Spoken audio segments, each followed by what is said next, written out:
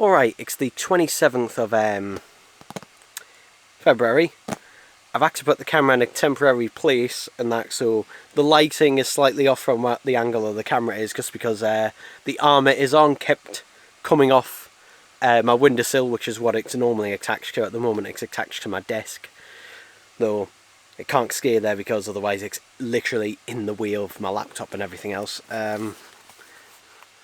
Got a package here from Every. It's a bit battered. Yeah, I'm hoping it's alright, because what's inside is a mug. So I'm hoping it's alright. And it is just a loose mug as well. Not that it's missing a box, because these never came in boxes. So we shall have a look. It is packaged reasonably well, actually. Oh, and it's even got bubble wrap on. It's even got bubble wrap. Hooray. I actually might keep the bubble wrap for it to have, I will clean it out as well, actually. Ooh. I don't think it's being used, but you never know.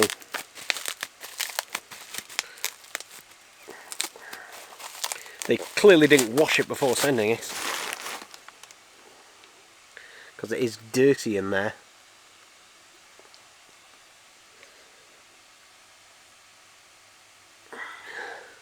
But yeah, this is a Wallace & Gromit Thrill-O-Matic mug.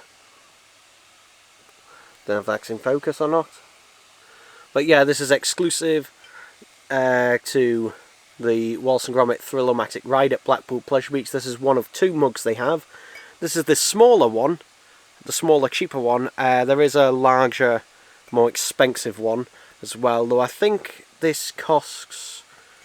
I think it's $9. Ugh, there's a bit of muck under there. Under the sticker. Ugh. I think this is $9.99 on its own.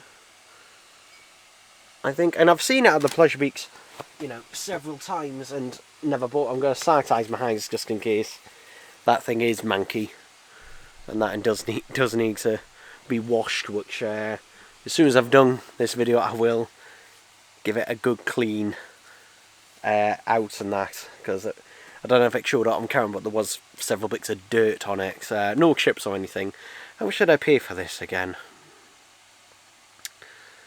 $4.94 I paid for this. $4.94 total, and basically $2.94 of that, or $2.95 I should say, was postage. Yeah. Was just sitting on there, no one else bid, and yeah, perfectly fine, perfectly happy. If you can hear a noise in the background, my laptop is currently converting, or should I say reconverting, some 4K Blu-rays to MP4, which I'm going to go on a little tangent now. So yeah, now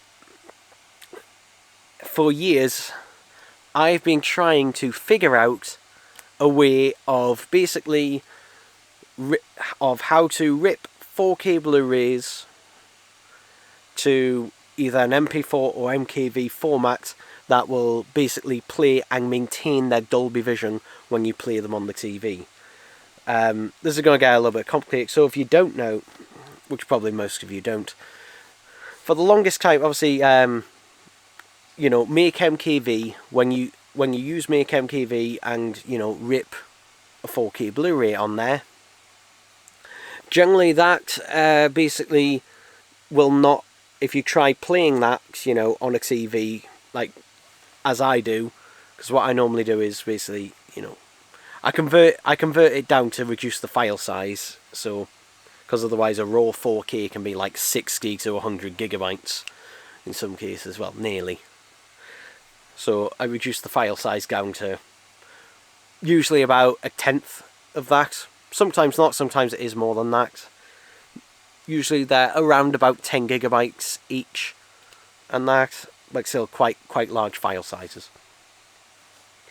Anyway, the problem with that is that even if the 4K Blu-ray on the disc supported Dolby Vision, the rip would not, whether it was converted or otherwise, because I did try both. And that's because basically on 4K Blu-rays, the Dolby Vision information is stored on a different sector. I think it's on, if I read this correctly, it's stored on track 7, whereas like TVs and streaming services and that register it on track 5. At least that's what I can understand. There's no easy guide to this, unfortunately, because everyone who knows how to do it is already an expert, and they can't really explain things at all. So yeah, for the longest time, basically, I was kind of stuck like that. Now, there is, obviously, DVD Fab, which, you know, does have the option to do that, but that costs a lot of money. So I wasn't willing to do that. However, recently, it was with Felody. Actually, with Felody, I noticed, oh, I've ripped this, converted this to MP4, and it's maintained its Dolby Vision. I thought, is this just a one-time fluke or something? But then I tried my Paddington in Peru, which I'd also ripped at about the same time, and it also maintained its Dolby Vision. I was like, what? And I then did some further tests, because I then tested the Wild Robot. It maintained its Dolby Vision on its rip. So I then did a couple of tests. I re-ripped the Wild Robot since it was a smaller file size as a raw file than the others were. And basically, I tried the raw file exactly the same, and the raw file only came up as HDR10, no Dolby Vision. So I was just like, that's interesting. Then I tried an older rip. I tried Deadpool and Wolverine and Kung Fu Panda 4, and both of those showed up with Dolby Vision on their MP4 rips. And then thought, oh, that's interesting. So it's just like, is it something to do with my TV or not? No, it's not, because then I tried Halloween H2O, just because it was the smallest file size for the Halloween films I've got. And it still said HDR10. So what I did is, I re-ripped Halloween H2O, reconverted it, and now it has Dolby Vision when I play it. So yeah, and apparently this was some sort of feature added to Make MKV at some point last year, because there was a lot of people on forums mentioning that if you convert a file from using Make MKV, if you then convert it to MP4, it will then basically maintain the Dolby Vision. How and why, no idea. And it only works with MP4s, not MKVs. So even if you were to convert it to MKV but just reduce the file size, it won't work. It apparently, for now, has to be MP4. Which is fine for me, because I already had them all as MP4. Obviously, the downside now is that I'm going to... Well, not really a downside. I mean, I don't have to do this, but I am going to. I'm going back through all of my 4K Blu-rays, and I'm going to be re-ripping all of them. At least all of the ones that had Dolby Vision. I'm going to check how far back it goes. I know it's at least until when Deadpool and Wolverine came out. So I know at least that far back. I can't remember if I got Kung Fu Panda before or after Deadpool and Wolverine. I'll have to check that, but at least then that gives me a time frame on how far to go back. And obviously, you know, 4K Blues that only have HDR10, don't have to bother with them. But yeah, it's a weird thing, but I'm thankful it's happened. And that, you know, I'm thankful particularly with Felody, because Felody, obviously, you know, it doesn't have the English audio track on there. My rip of it does, and thanks to it now being converted to MP4, hooray, I can watch it on that. I mean, if I wanted to, I could just convert it to MP4 and not reduce the file size basically at all if I wanted to. I'm not going to, because, you know how much space I think, like, I'm not Linus Tech Tips who can have, like, a bloody massive server full, you know, of raw rips in there. No. Sorry, can't do that. Can't do that. Do not have the money. I have way too many. And that. And I think the people who do that with their 4K rips, either they've got a lot of money, and I do mean a lot of money, or they don't have that many 4K Blu-rays. And if they do as well, because why do so many people who rip like Blu-rays, 4K Blu-rays, DVDs, etc., they only seem to care about either the film itself or the episodes of the TV show. None of them seem to care about special features, which is really weird, especially if you're a film collector and that. Like, most of them don't seem to care about it, which in some films, it's the highlight. It is that, like, I was talking about the Halloween films before. Halloween 5, I don't like Halloween 5 at all, but the behind the scene, like the special features on there, on the making of and all the behind the scenes stuff that went into making that, is fascinating to watch. But yeah, that's my little tangent over, so yeah, there we go people, there we go. Okay, it's the 28th of January. Packet here.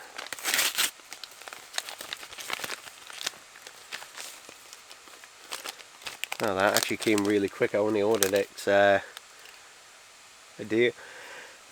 Excuse me. A couple of days ago. Surprisingly quick. What is it? Not particularly exciting. Oh look, it shows you on the other side. Comes with a key ring to put on your keys. But there we go. It is quite small. It's a USB to micro SD card reader. This is a reminder. Get hay fever tablets. I do need to get them. This is a reminder. Get hay fever tablets. Only got 2 left. So yeah, so obviously let's get one out for a little demonstration.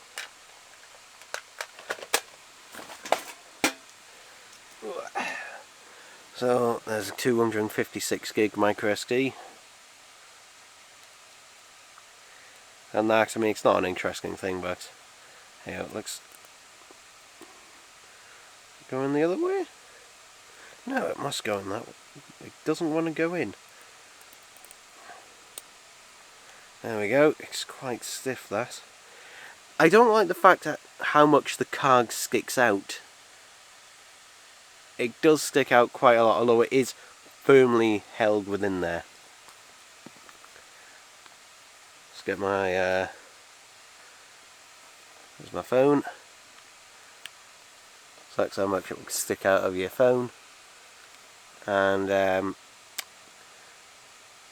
USB added. Let's have a look.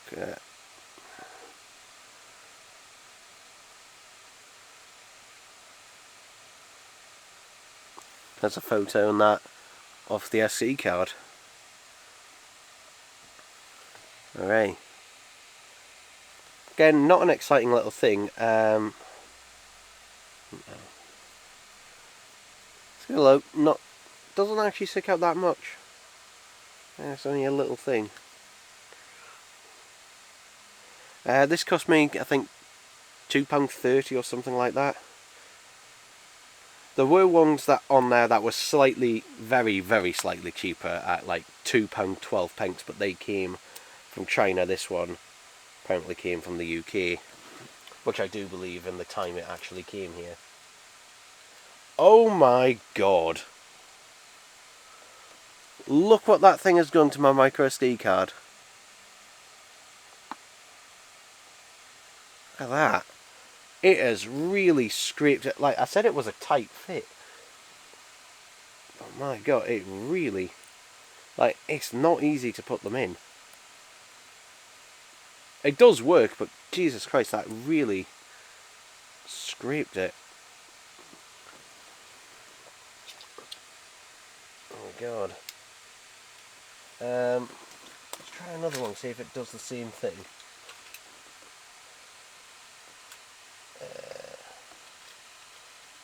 I got another one in there. Yes, I do, right at the bottom.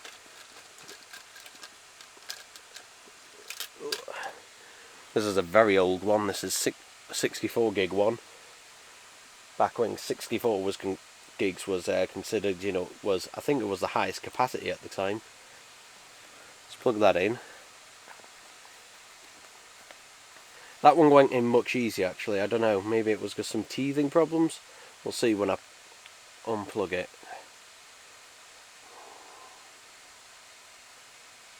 There we go, it recognises it. What was on this SD card? Bloody hell. Simpsons Season 29, Episode 14. Okay.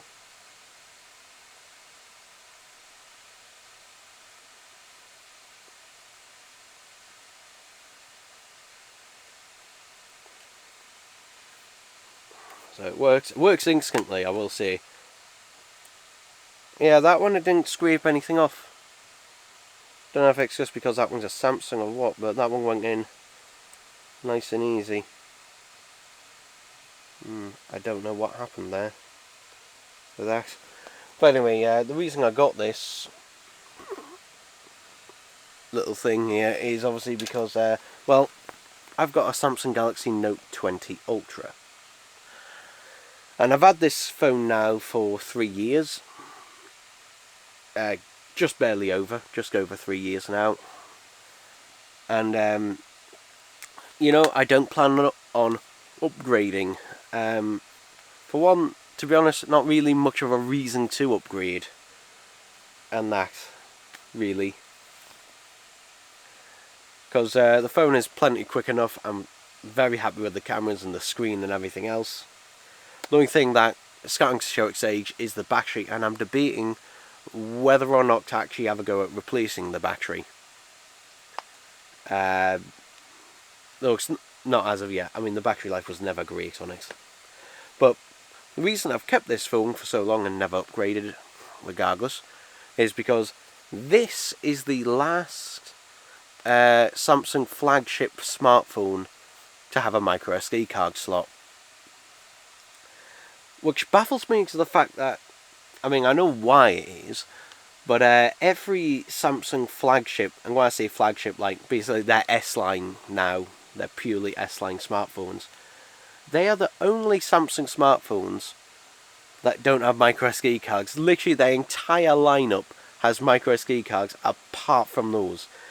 And I love some people are defending the decision of taking it away, saying, oh, well, an SD card is slower than the phone's internal storage. Yeah, it is. Thing is, though, if you're loading stuff like, if you're putting photos, videos, and in my case, a lot of MP3s on there, it's not going to load them any quicker. And even the things that, like for example, applications, if you put your apps on there, a lot of them, there's barely a difference. And that. So, yeah. It's just an excuse people love to have. But one day, obviously, inevitably, I will have to upgrade one day. And my next phone will almost certainly not have a micro SD card. So, you know, a little adapter like that. A little adapter which is obviously much smaller. That would be an option. It's not the most convenient option, obviously, but it is an option. I remember when the S6 came out, there was a company that did a phone case that was a battery phone case, but it had a micro SD card slot in there, so you could switch between, you know, it being just a battery for your phone or having it as a micro SD card. And it's just like, why did no other company ever do that again? I mean, Sony's the only company so far that still, as far as I'm aware, that has a micro SD card slot in its flagship phones. It also has a headphone jack, though there are too many other compromises for me to do that. Also, phones only go up to a terabyte of storage, which is ridiculously expensive as well. I mean, I don't know if you see here, but I've used 500 gigs on the terabyte micro SD card, and on the phone's internal 256, I've used 99.77 gigabytes. So, yikes, that is a lot.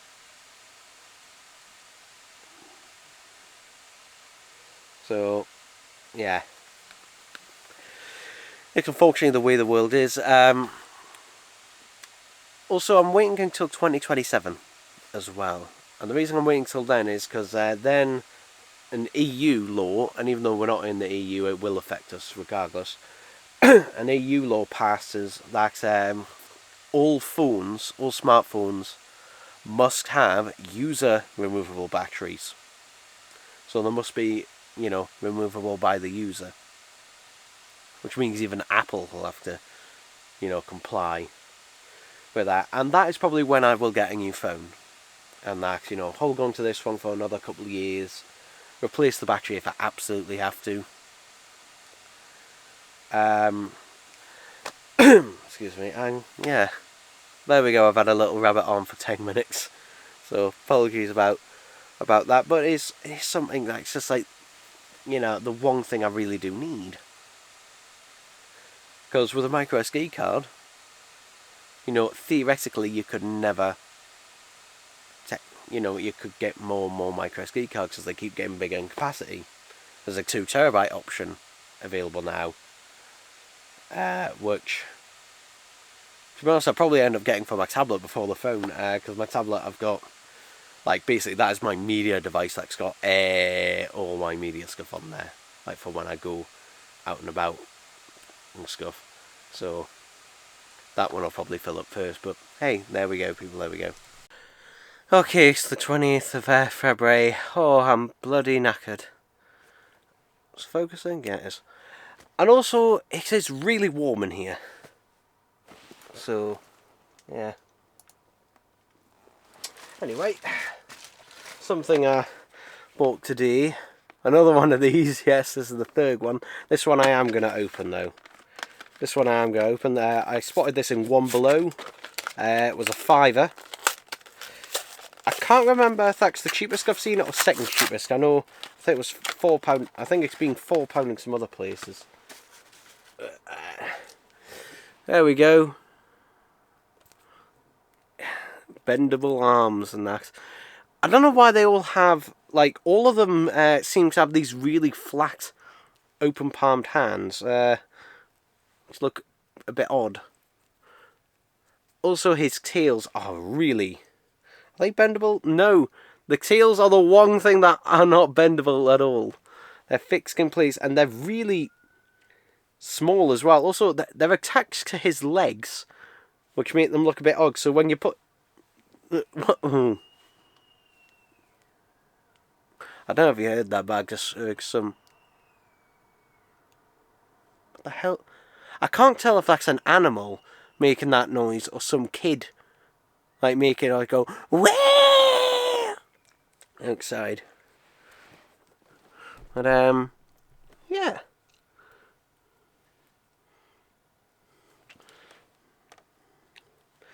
These will unfortunately degrade and that over time. Also, the paint around his mouth and that there is a little bit sloppy, the way it's applied. There's no paint bleeds, not much anyway, but it is a bit sloppy. Who made this?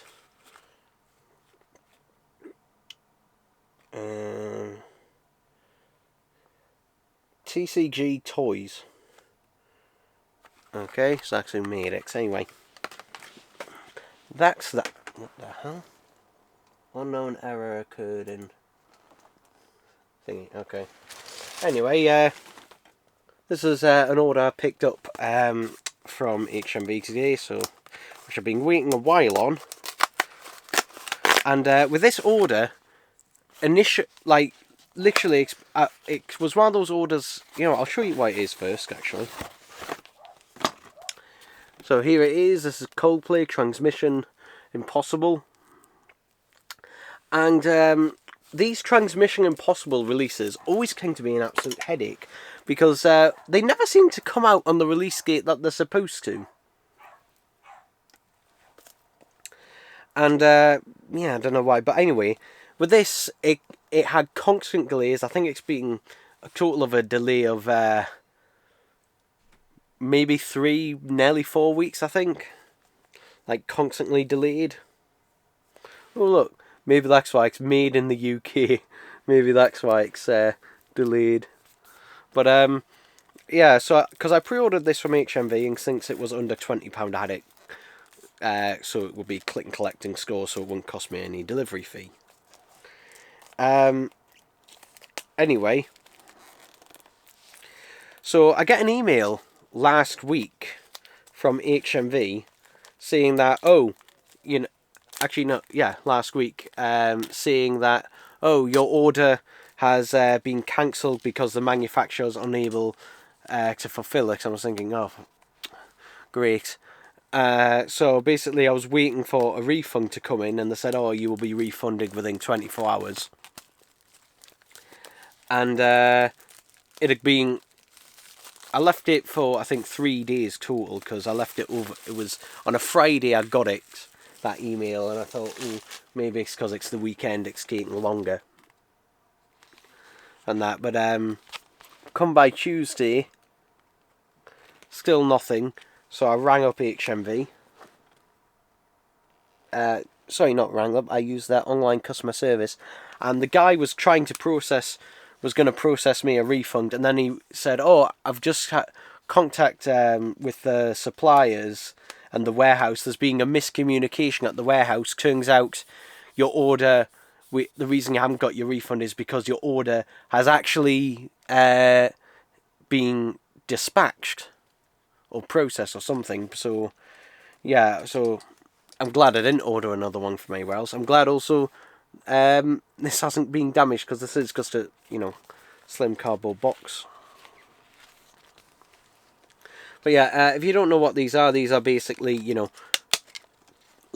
various live performances. It's the same underneath, actually. These are various live performances, and that sometimes they are re-released or re-releases of other individual ones sometimes. Because I know in the case of the Linkin Park one, which I got, that one had Almost Acoustic Christmas included on there, which had been released before, but was re-released in that. But anyway, yeah, so I can't remember how much this actually cost now. Probably around £15, I imagine. And that, considering, you're getting basically 3 discs of live performances, and that, so one is from 2007, the next disc 2 is from 2011, and disc 3 is from 2016. There's a slight bit of ding on that corner bit there. If you can see it, that's slightly annoying, but I'm not going to bother trying to trade it back or anything over that. But it is just a bit annoying. If it was a more collector's thing, then maybe, but yeah. I don't know why they do. Well, I know why they probably do them in these cardboard boxes, because probably it's considerably cheaper. But yeah, there we go. Did I get anything else?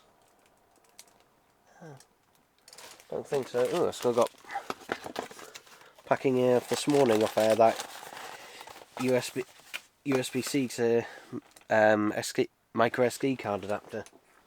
So yeah, don't really have anything else to say. So yeah, there we go, people. There we go. All right, it's the 1st of March. Package here. It came from, I think, All Your Music or something like that. So I finally picked up Knuckles, the Knuckles TV series on 4K Blu-ray. This was imported from the US. For some reason we never got it on 4K Blu-ray in the UK. And I never picked up the Steelbook, because for some reason across the board, the Steelbook only had the Blu-ray. Yeah, now this series, when I watched it, I thought it was okay at best, but Wade is not exactly the cat. Like, this show should be called Wade, not Knuckles. Knuckles is basically a supporting character in his own series. I know why, because obviously CGI expensive. There we go, there's the 4K disc. Nothing else. But I thought I'll give it another. This was £32 imported, which isn't too bad, I guess, for this. But yeah, considering also the Blu-ray over here is being discounted quite a bit. But yeah, I kind of waited on this to see if the 4K Blu-ray would go down in price, and it really hasn't, unfortunately. At least not that much. But yeah, it's just a bit weird, that. But yeah, there you go.